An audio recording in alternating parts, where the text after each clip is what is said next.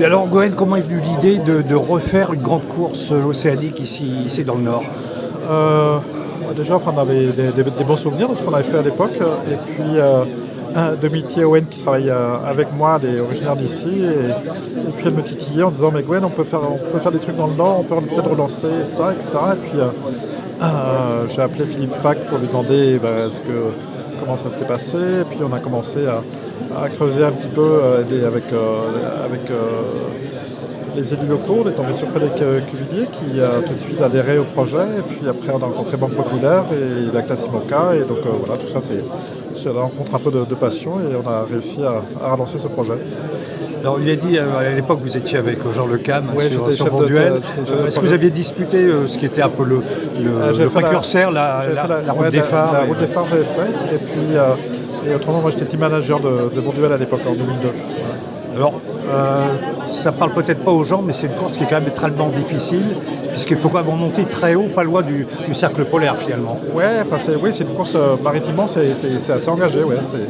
Et donc au niveau sportif, c'est bien costaud. Ouais. Donc on a Miranda Mérode qui est un skipper anglais, enfin c'est une femme, et qui va nous aider à faire un roadbook pour si jamais des bateaux ont besoin de faire escale, et puis aussi de collaborer avec nos amis anglais sur ce projet.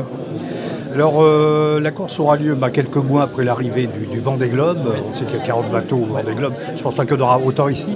Mais justement, est-ce que vous pensez qu'il y aura quand même un bon nombre les skippers ont eu le temps de se reposer, ceux sans l'équipage, puis il y en a qui préparent de nouveaux projets. Oui, si on a 10-15 bateaux, on sera très content. Ouais. Et donc, vous avez déjà eu un petit peu de contact de ce que parce que même si on peut penser que les skippers ont la tête ailleurs là, actuellement. Quoi. Oui, en fait, comme on fait partie du championnat de la classe et que les gens sont plutôt assidus aujourd'hui à faire le championnat, donc on est très confiants sur le plateau. Ouais.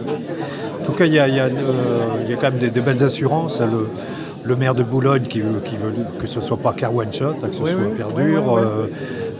Le président de la classe qui est confirmé que c'était dans le championnat du monde, c'est quand même des atouts très importants pour commencer une course.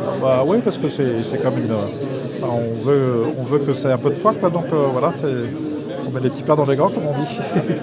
Alors est-ce que le challenge ne sera pas finalement de pouvoir accueillir ces bateaux ici?